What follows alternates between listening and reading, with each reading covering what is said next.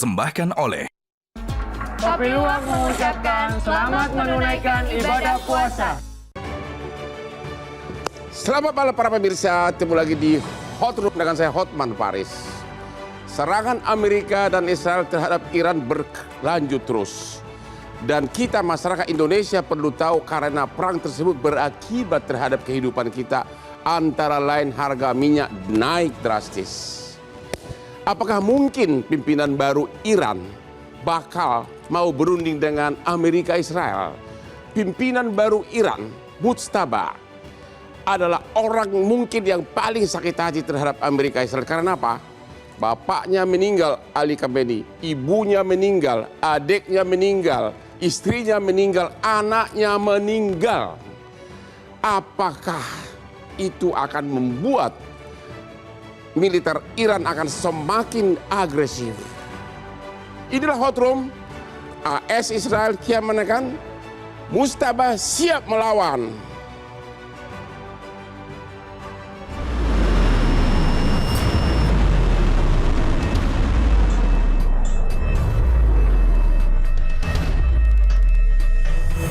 Konflik militer antara Iran dan aliansi Amerika-Israel terus meningkat. Situasi di kawasan Timur Tengah semakin memanas setelah berbagai serangan lintas negara terjadi dalam beberapa hari terakhir. Konflik semakin memanas setelah serangan gabungan Amerika Serikat dan Israel pada pekan lalu dilaporkan menewaskan pemimpin tertinggi Iran, Ayatollah Ali Khamenei, yang kemudian memicu eskalasi besar di kawasan Timur Tengah. Di tengah situasi keamanan yang sangat kritis, Iran kini memiliki pemimpin tertinggi, yaitu Mujtaba Khamenei. Mujtaba kini memegang kendali atas kebijakan luar negeri, serta komando tertinggi militer, termasuk Garda Revolusi Iran. Dunia kini menanti apakah transisi ini mengubah peta kekuatan di kawasan? Dan apakah kepemimpinan baru ini akan membawa stabilitas atau justru memicu eskalasi militer yang lebih luas? Dan apakah diplomasi masih memiliki ruang? Ataukah retorika api lawan api ini akan membawa kawasan tersebut menuju konflik bersenjata berskala besar?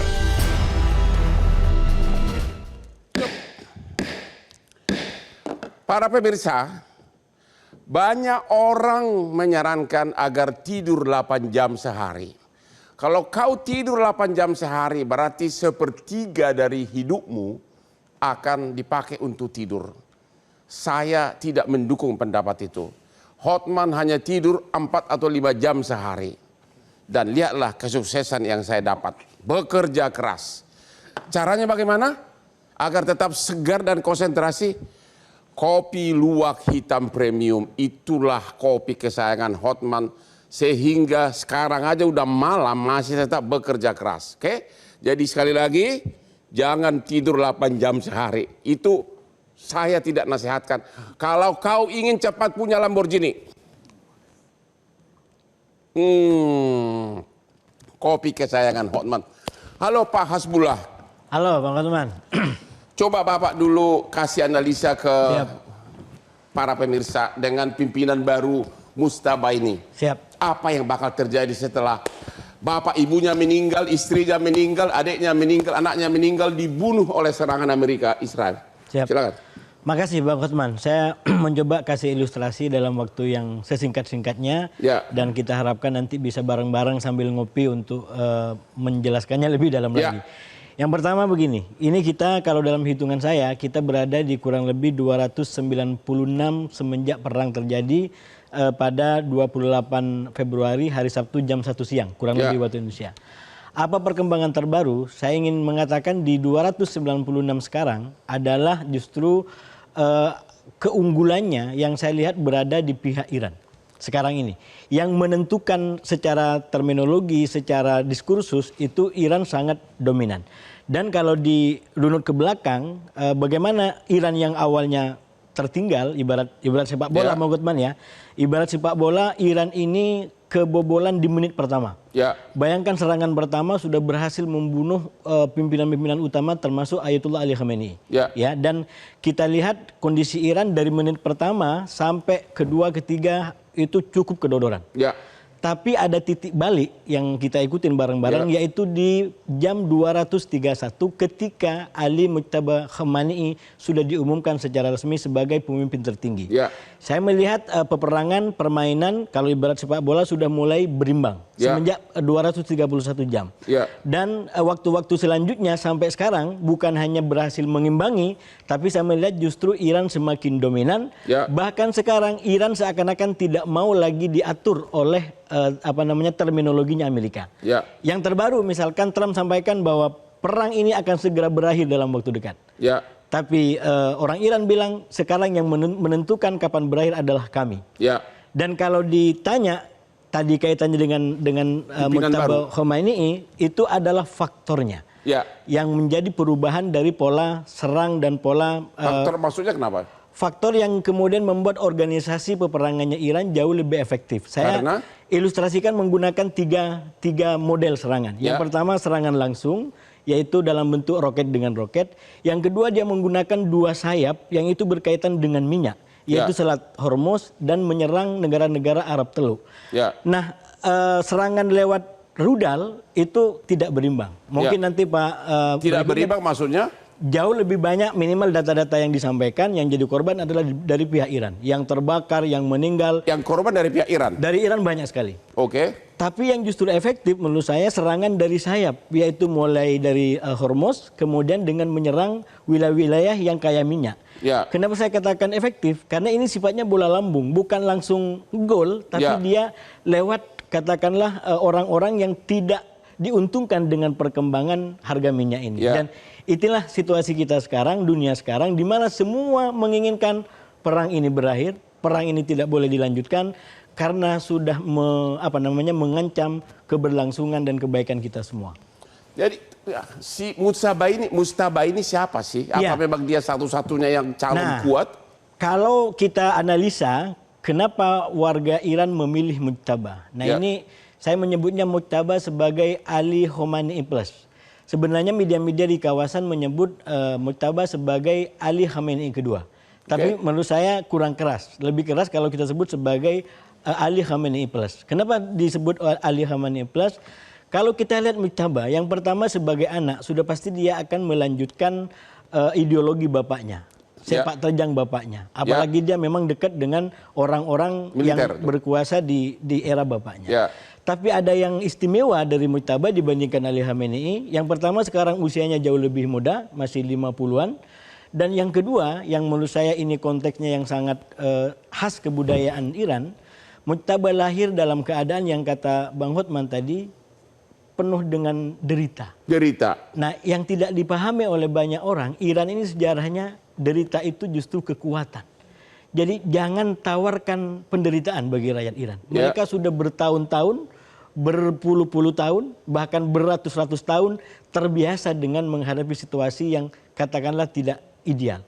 Karena itu ketika kemudian Mujtaba yang dipilih, itu bagi saya itu kemudian menegaskan bahwa memang masyarakat Iran lebih memilih pengukuhan rezim daripada pergantian rezim. Lebih memilih akan perang terus. Sebenarnya kalau dilihat dari hukumnya, dari nilai-nilainya, Iran nggak punya keinginan untuk perang terus. Tapi kan dia konsisten, konsisten dengan satu dia diserang. Dia nggak pernah ofensif untuk nyerang duluan. Dia diserang dan dia bertahan.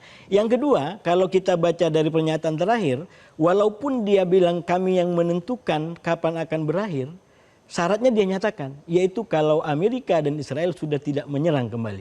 Jadi sebenarnya kalau mau dibikin ini damai, dan ini ada kaitan dengan Bang Hotman sebagai pakar hukum internasional, tegakkan hukum internasional. Siapa yang menegakkan? Lah itu dia sekarang. Yang menjadi masalah adalah karena krisis di balik semua ini, hukum internasional tidak bisa tegak, termasuk mengecam yang melakukan perserangan lebih dulu. Tapi dengan penderitaan dari Mujtaba ini, bapak, ibunya, istrinya, abangnya, anaknya terbunuh, apakah itu merupakan udah pasti dia akan tetap agresif terhadap Arab Israel, tidak akan mau damai?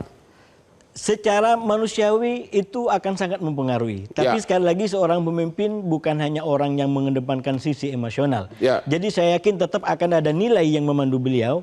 Cuman beliau sebagai manusia biasa memiliki sesuatu yang bahkan tidak dimiliki bapaknya.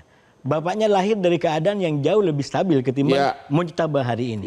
Tapi Mujtaba hari ini lahir bahkan menjadi pemimpin tertinggi dalam keadaan yang semua orang akan bilang ini penderitaan luar biasa. Penderitaan luar biasa dari pimpinan Arab. Bapak, ibunya, abangnya, istrinya meninggal. Kita akan lihat di episode berikutnya.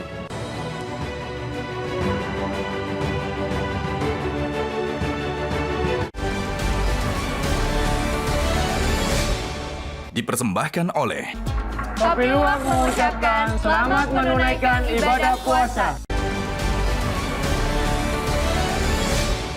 Dipersembahkan oleh Kopi Luwak mengucapkan selamat menunaikan ibadah puasa.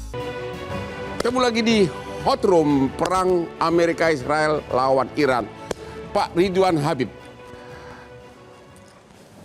Baru-baru ini Presiden Trump berhasil menculik Presiden Venezuela agar dia bisa menunjuk pimpinan baru. Tapi ternyata dia gagal di Iran karena ternyata pimpinan baru justru yang paling benci sama dia, yaitu Mujtaba. Yang karena 5 keluarganya terbunuh. Gimana analisa saudara dengan kepemimpinan baru ini? Ya memang karakteristik Venezuela tentu sangat berbeda dengan Iran ya Bang Hotman ya. Apalagi sekarang mereka menghadapi satu pimpinan yang sangat misterius. Ada 2 berita Bang. Berita yang pertama dari media-media Israel mengatakan bahwa Mujtaba Khomeini sekarang posisinya tidak sadarkan diri. Ini tidak sadarkan diri. Ini propaganda dari media-media Israel ya. Lalu media resmi dari kantor berita Iran, IRNA, kantor beritanya, mengatakan bahwa Mujtaba dalam kondisi baik-baik saja. Dia hanya terluka kecil dan memerintah dari satu tempat yang dirahasiakan. Jadi memang saat ini Mujtaba ini tampaknya menggunakan strategi tactical intelligence yang misterius. Supaya tidak didetek oleh intelijen Mossad dan intelijen CIA posisinya. Karena Netanyahu kan sudah mengultimatum, siapapun penggantinya Ali Khamenei akan dibunuh oleh Israel. Karena itu kemudian tampaknya sekarang dia menghindari muncul ke publik. Tetapi simbol-simbol serangan itu sudah muncul. Sehari setelah diumumkan bahwa Mujtaba menggantikan ayahnya, ada ribuan drone yang terbang dari kota-kota di Iran, dari Iswahan, dari Tabriz, yang mengarah ke beberapa titik. Termasuk juga beberapa rudal baru yang dikeluarkan. Rudal balistik Hamsaran misalnya dengan kecepatan 10 Mach, 10 kecepatan cahaya, tampaknya juga sudah mulai dikeluarkan. Jadi artinya IRGC atau Tentara Garda Revolusi Iran menggunakan Mujtaba ini sebagai dalam tanda petik pemimpin spiritual sekaligus pemimpin militer. Dan katanya dia sangat dekat sama pasukan militernya ya? Memang karena dia pernah bersama mereka, termasuk pada saat perang Irak-Iran tahun 1988 dan sangat memahami tentang intelijen. Jadi sampai hari ini belum tahu dia di mana? Itu tadi Bang, jadi 2 versi. Versi media Israel dia tidak sadarkan diri, ini propaganda yang ditiupkan Israel. Versi Iran adalah dia baik-baik saja. Tapi memang masyarakat Iran mayoritas tetap ingin pimpinan yang aliran keras atau bagaimana? Dukungan terhadap Mujtaba ini benar? Ya, reaksinya memang mayoritas sangat mendukung Mujtaba ini ditetapkan sebagai pengganti ayahnya. Pada saat itu diumumkan kan hampir ribuan ya, ratusan ribu masyarakat Iran yang keluar ke jalan dan bersama-sama meneriakkan slogan-slogan yang anti Amerika. Dari segi kekuatan militer, lu yakin Iran bisa nandingin negara raksasa Amerika sama Israel? Ya, itu nanti Mas Wibawanto nih yang ahli keamanan militernya. Tetapi kalau dalam konteks intelijen Bang, bertahan lebih dari 9 hari sejak diserang hari Sabtu kan, ini kan sudah hari ke-9 ini. Ini menunjukkan bahwa Iran menggunakan, menurut kami ini strategi attrition warfare. Memaksa Amerika menggunakan strategi attrition, berlarut-larut. Gimana nih Pak Wibantono? Israel yang Iran bisa bertahan begitu, kekuatan militernya gimana sih Bos? Gini Bang Hotman, jadi saya izin kasih gambaran dulu ya. Jadi Timur Tengah ini merupakan satu regional security complex, yaitu satu subwilayah di planet bumi yang mempunyai ketersambungan geografis terpisah dari subregion lain, di mana pasti superpower mempunyai interaksi dengan mereka, tetapi regional security complex ini mempunyai interaksi yang mendalam secara historis, sosial, politik, ekonomi, dan militer. Sehingga apa yang terjadi di satu negara pasti akan berimplikasi ke negara lain. Dan regional security complex Timur Tengah itu paling dinamis, paling tua, paling banyak konflik, ya, dan paling mempengaruhi apa yang ada terjadi di tingkat global. Itu poin satu. Poin kedua, masuk ke abad 20, ya, British Mandat tahun 2022 itu minta supaya wilayah bekas Ottoman Empire dibagi-bagi. Singkat cerita, untuk Palestina, Israel mendapat 18% wilayah untuk yang wilayah Palestina saja, dan secara keseluruhan akhirnya 99% itu untuk negara-negara Arab Islam, sehingga tahun 48 itu ada 100 juta orang Arab di situ, dan sampai sekarang 0,5% sekian itu wilayah Israel. Tapi ada satu titik yang menjadi rebutan dari semuanya, yaitu Yerusalem. Karena Judaism percaya Mesias akan turun di situ, Kristen percaya Juru Selamat akan turun di situ, Islam Syiah dan Islam Sunni juga percaya akan turun di situ Imam Mahdi. Itu poinnya. Tahun 79 begitu. Maksudnya turun nanti di hari hari akhir. Tahun ini latar belakang budaya yang penting. Itu membentuk dan itu sangat mempengaruhi. Iya, itu membentuk alam bawah sadar mereka. Semua dari Timur Tengah, Bang Hotman. Tahun 79 pada saat Ali Khomeini menang dalam revolusi, Ali Khomeini langsung mengintegrasikan apa yang disebut dengan doktrin eskatologis mesianik Islam Syiah saat itu, yang dikenal dengan Makdaviat. Artinya apa tuh? Artinya bahwa rezim Iran akan hadir sebagai wilayat al-faqih, yaitu pengawal umat, selagi Imam Mahdi berdasarkan kepercayaan Islam Syiah sedang tidak ada di dunia ini.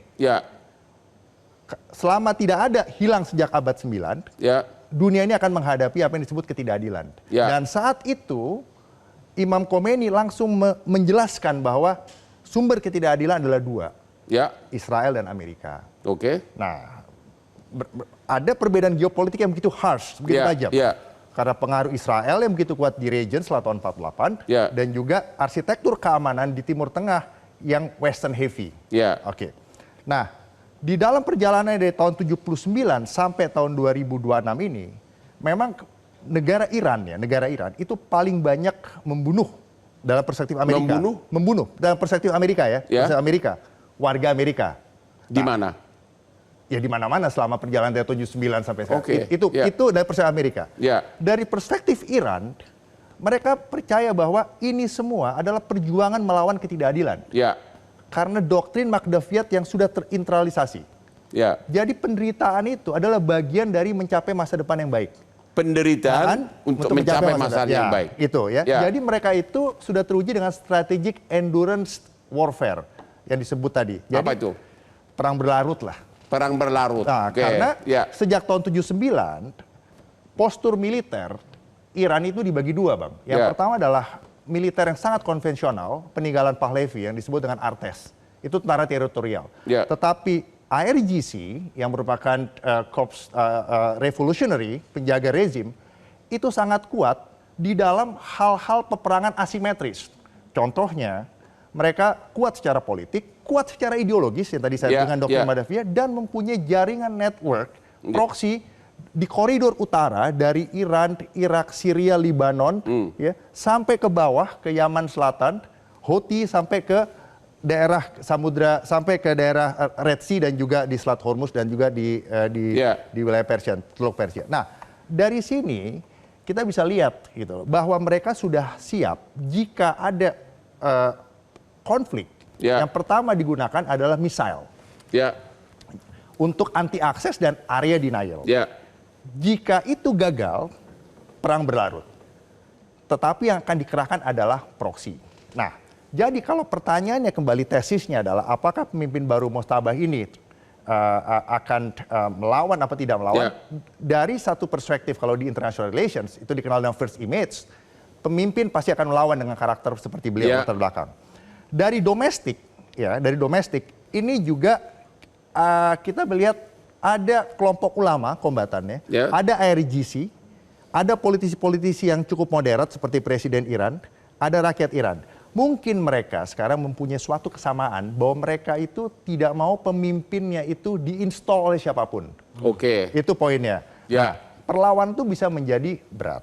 Nah, sementara dari perspektif Israel, mereka juga punya doktrin teologis yang kuat. Yaitu? Diambil dari Kitab Taurat, dari Ezekiel 38-39. Percaya bahwa akan ada serangan dari utara, melibatkan bekas negara yang menempati wilayah Persia. Dan itu tidak akan habis sampai Mesianik datang. Jadi semuanya ini punya masa mesianistik. Ya, ini membakar emosi yang begitu luas. Nah, jadi ada 3 skenario Bang Hotman sekarang. Yang pertama, mungkin bisa dikatakan 40% akan ada eskalasi, ya, 40%. 50% kita harapkan 40% terjadi ya ini.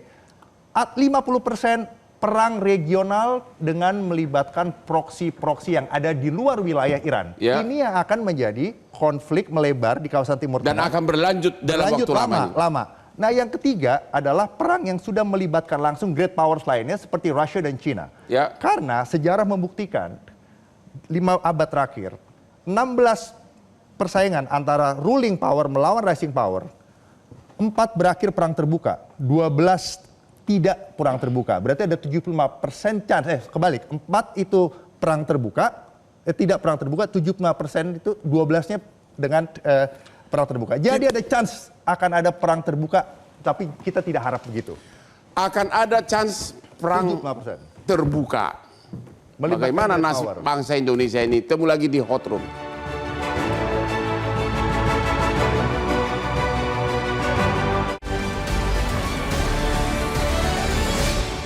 Dipersembahkan oleh Kopi Luwak mengucapkan selamat menunaikan ibadah puasa. Dipersembahkan oleh Kopi Luwak mengucapkan selamat menunaikan ibadah puasa. Ketemu lagi di Hot Room. Kepada para pemirsa, sekali lagi saya ingatkan, saya tidak setuju terhadap pendapat para ahli dokter bahwa kita harus tidur minimum 8 jam sehari. Artinya kau akan tidur, sepertiga dari hidupmu hanya dipakai untuk tidur. Kapan kau cari duit? Makanya sering-seringlah minum kopi luwak hitam premium yang Hotman selalu minum setiap mau bekerja.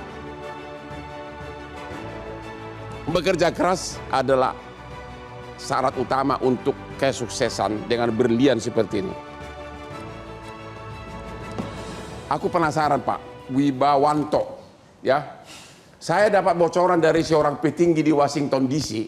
Katanya perang ini harus berakhir dalam 4 minggu, kalau enggak Donald Trump bisa di-impeach. Waduh. Bisa diturunkan. Benar nggak? Kenapa itu? Itu bocoran saya langsung dong untuk dibahas di Hot Room. Itu logik Bang. Logik. Kenapa itu? Karena begini, karena dalam perang itu kan perhitungannya konsekuensial.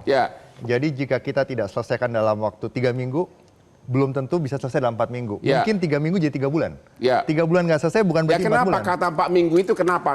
Amerika harus menang. Bukan menang. Artinya akan ada eskalasi bahasa Indonesia. Eskalasi ya. 4 minggu. Itu satu ya. Jadi yang kedua itu masuk ke dalam skenario kedua. Skenario kedua tuh mungkin akan ada perang terbatas yang berusaha dikontrol di Timur Tengah, yang mungkin akan melibatkan proxy wars Iran. Nah, alasan ketiga adalah alasan politik dari Presiden Donald Trump. Karena di bulan November itu akan ada mid-elections. Di US Congress. Artinya 100% dari lower house of Representative itu akan melakukan pemilihan ulang. Pemilihan ulang? Dan sekarang yang menguasai House itu adalah Republican. Partai yang mendukung Presiden Trump. Mendukung Donald Trump. Sementara itu di Upper House, di Senat, itu sepertiganya akan ada pemilu ulang.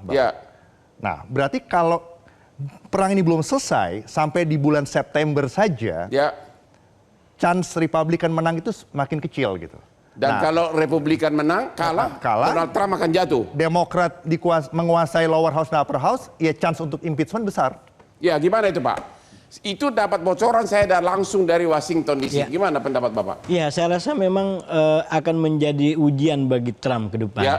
Kalau di Timur Tengah sekarang ini yang menjadi pertanyaan adalah sejauh mana Trump bisa membangun exit strategi. Karena betul-betul sekarang sudah yang saya bilang tadi dalam perkembangan 2 hari terakhir, ini sekarang hari ke-12, bukan hari ke-12. Hari ke-12. Itu sebenarnya Trump sudah mulai buka wacana-wacana untuk deeskalasi tadi, bahwa ini akan segera berakhir. Tujuannya? Tujuannya tadi yang disampaikan oleh Mas Wibawanto, bahwa ini kalau lama-lama perang ini adalah justru akan menjadi kemenangan bagi Iran. Terutama dalam keadaan yang tidak berimbang. Jadi Iran tidak perlu menang mutlak di dalam situasi seperti ini. Iran hanya butuh ngimbangi, dan dengan keberimbangan itu publik akan mempersepsikan Iran menang. Karena tadi kekuatannya tidak berimbang. Satu negara dilawan oleh banyak negara dengan seluruh kekuatan. Nah, oleh karena itu sekarang betul-betul kita melihat bagaimana Trump mencoba membuat akhir daripada perang ini. Nah, itu bisa berdampak kepada Israel. Karena Israel punya trauma, pernah ditinggal oleh Trump saat perang sendirian, tiba-tiba Trump umumkan gencatan senjata. Yaitu dalam peristiwa perang mereka dengan Houthi di Yaman. Itu di awal 2025. Jadi saat itu tiba-tiba tanpa koordinasi dengan Netanyahu, dengan Israel, Trump umumkan bahwa kami, Amerika, gencatan senjata dengan Houthi, dan sejak saat itu Houthi dengan Amerika tidak lagi terlibat dalam perang. Nah, sekarang di Israel yang paling ditakutkan dengan situasi yang semakin menekan sama Trump adalah dikhawatirkan Trump mengambil kebijakan yang sama, apalagi bayang-bayang kutukan pemilu sela nanti ya. Kalau ini nggak segera diselesaikan, wah itu bisa semakin membahayakan bagi masa depan Republik dan politiknya Trump itu sendiri. Jadi perang mungkin berakhir karena akibat politik di Amerika terhadap Trump begitu. Persoalannya lagi-lagi Mujtaba dan Iran yang baru ini juga sadar konteks. Dia tahu sekarang bagaimana Amerika terdesak. Karena itu ketika Trump bilang perang akan segera berakhir, buru-buru orang Iran bilang yang menentukan perang ini akan berakhir adalah kami. Yang menentukan perang ini berakhir adalah kami. Gimana? Benar nggak itu Pak? Pak intelijen. Ya memang karakternya Bang Hotman, karakter bangsa Iran ini kan memang mereka mencoba memperlama. Siapa memperlama? Iran memperlama durasinya. Karena? Untuk menjebak Trump pada 3 pilihan sulit. Tadi sudah disampaikan Mas Wibawanto ya, secara politik kalau dia mengumumkan sekarang, menarik mundur sekarang, misalnya Trump mengumumkan bahwa Amerika sudah menang, kita hentikan. Itu kan self-claim. Itu hanya pendapat pribadinya Amerika. Iran bisa menunjukkan kepada dunia bahwa kami masih ada, Mujtaba masih hidup, bangsa kami masih tegar. Jadi mereka akan malu besar. Di dalam negeri juga akan bergolak. Itu yang pertama. Pilihan yang kedua, Trump terpaksa menggunakan ground invasion. Memasukkan special force, menggunakan proksi-proksi mereka untuk masuk ke sana. Dan ini akan menghadapi medan Iran yang sama sekali sangat berbeda dengan medan di Afghanistan misalnya. Iran sebelah selatan itu ada pegunungan Zagros, dan ini juga terjal sekali. Sebelah utara ada pegunungan Alborz. Dua-duanya akan menjebak tentara Amerika pada peperangan yang sengit dan panjang. Bisa lebih dari 4 minggu. Dan sampai sekarang kenapa tidak ada serangan darat? Itu yang sedang dihitung. Karena begitu dia masuk, choke point, jebakan-jebakan itu disiapkan oleh IRGC. Nah ini yang sedang dihitung oleh tentu saja Pentagon, CIA sedang menghitung itu.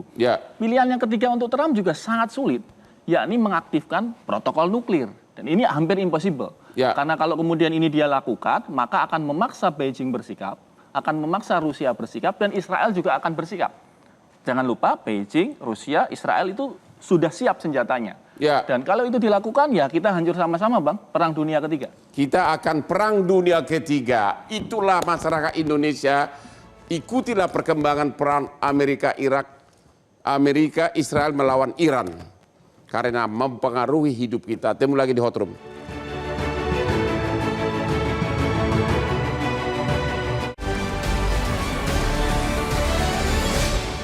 Dipersembahkan oleh Kopi Luwak mengucapkan selamat menunaikan ibadah puasa.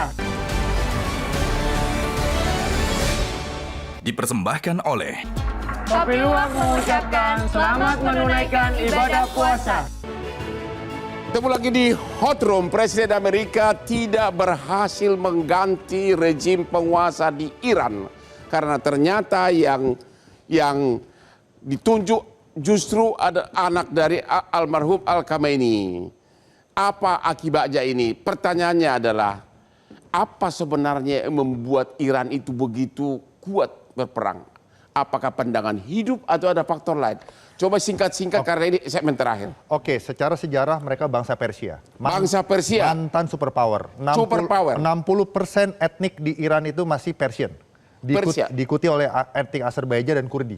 Ya. Dan ada 7 sampai 15 suku bangsa lainnya. Emang kalau bangsa Persia kenapa?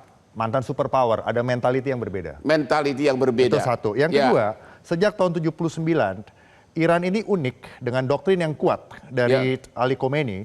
Itu state penetration-nya itu salah satu yang paling kuat di Timur Tengah. Apa itu bahasa Indonesianya itu? Jadi kemampuan pemerintah untuk mengontrol sampai ke tingkat lokal ya Mas Ridwan ya. Kemampuan pemerintah sampai tingkat lokal.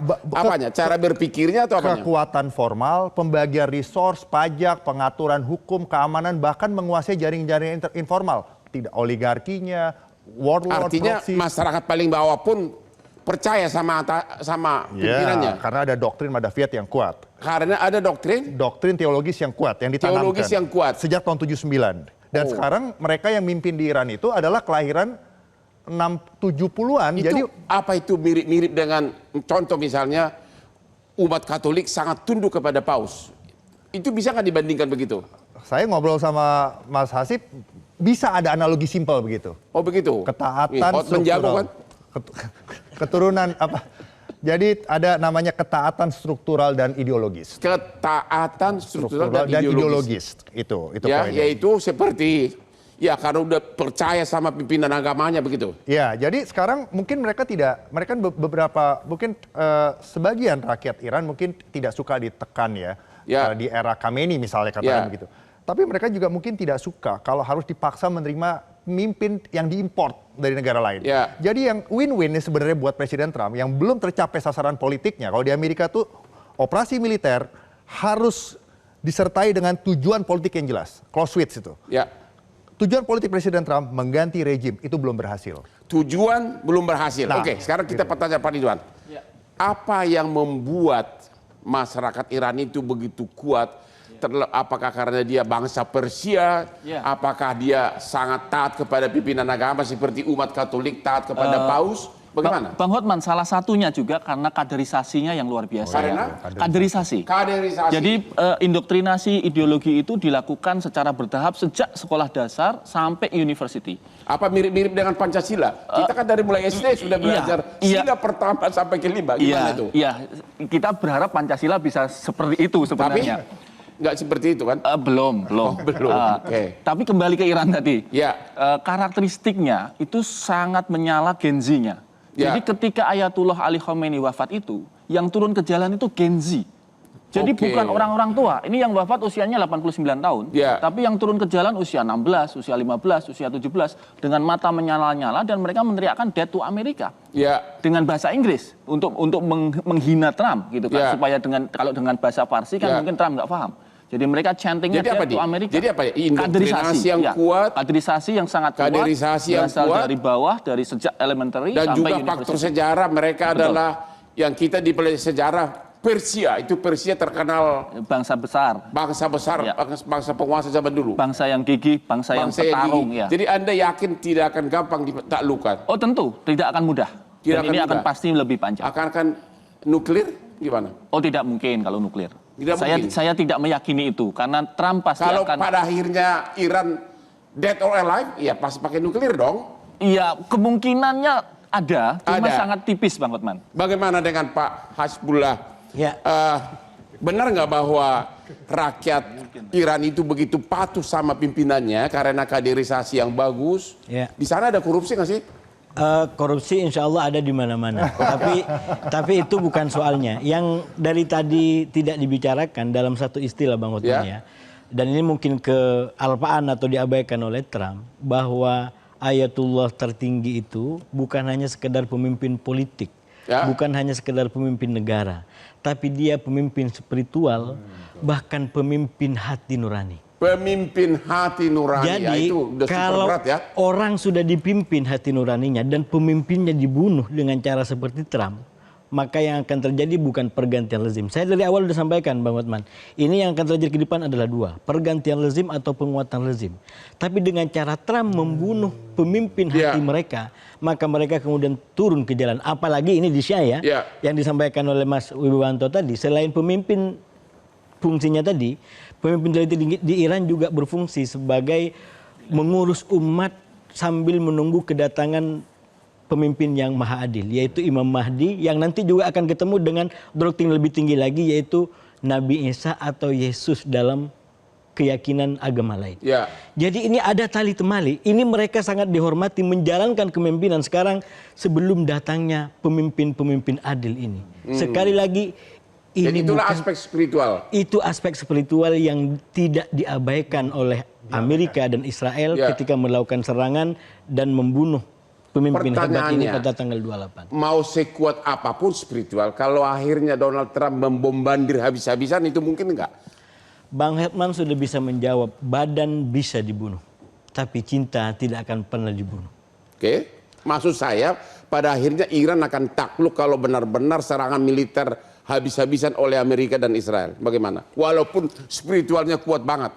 Ya, sekarang Iran justru menggunakan energi cintanya, menggunakan energi perjuangannya untuk membangun segala macam kapasitas. Termasuk yang kita bicarakan tadi, kapasitas untuk membangun rudal, persenjataan. Bayangkan negeri yang diembargo sedemikian lama, tapi justru mampu menciptakan rudal-rudal yang ini made in nasional. Made in nasional. Mereka tidak membeli dari luar, ya, berbagai macam kecanggihan ini, nggak menyewa dari luar untuk kemudian menjadi benteng dan pelindung mereka. Uangnya dari mana itu? Dari minyak? Ya, dari minyak dan tentu dari militansi mereka. Bahwa mereka terbiasa hidup dengan semangat perlawanan, kesederhanaan itu menjadi salah satu kunci yang membuat mereka juga bisa survive. Mereka tidak terbiasa dengan hidup foya-foya. Mereka tidak biasa dengan hidup yang menghambur-hamburkan uang secara tidak penting. Jadi memang ada militansi, ada semangat, ada kesederhanaan, dan paduan dari semua itu maka kemudian menjadikan Iran sebagai bangsa yang kuat, tahan banting, dan sampai sekarang kita melihat bagaimana mereka punya kemampuan untuk bertahan. Jadi terakhir, menurut Anda Amerika tidak akan gampang mengalahkan Iran dalam waktu dekat? Dengan kekuatan militer yang super power. Kita sudah 12 hari dan perlawanan masih berlangsung. Bahkan fase terakhir yang saya bilang tadi justru skornya 2-1. Karena bukannya justru Iran dikontrol oleh Amerika, justru dengan kata-kata tadi sekarang kami yang menentukan perang, artinya apa secara politik? Iran yang sekarang pegang kartunya. Apalagi Trump mau segera berakhir. Oke, demikianlah akhir dari diskusi kita malam ini. Iran yang secara kekuatan dikiranya lemah dibanding Amerika, tapi sudah berlangsung sekian hari Iran masih tetap bertahan, bahkan pimpinannya pun tidak bisa diganti oleh Trump. Demikianlah Hot Room. Jangan lupa menonton setiap hari Rabu jam 9 malam di Hot Room dengan hostnya yang sangat flamboyan. Silakan Pak, sini Pak.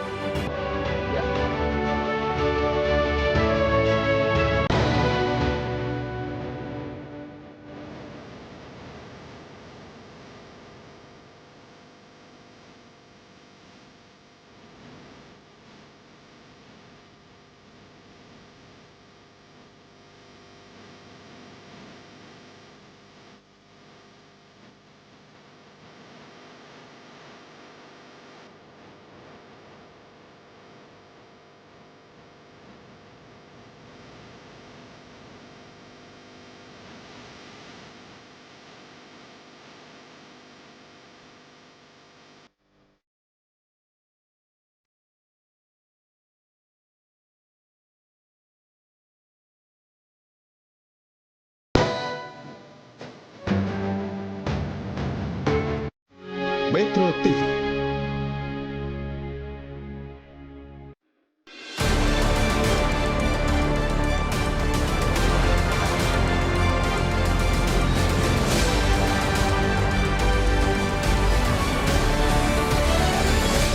Dipersembahkan oleh Kopi Luwak mengucapkan selamat menunaikan ibadah puasa. Jelajahi cara baru mendapatkan informasi. Download Metro TV Extend sekarang.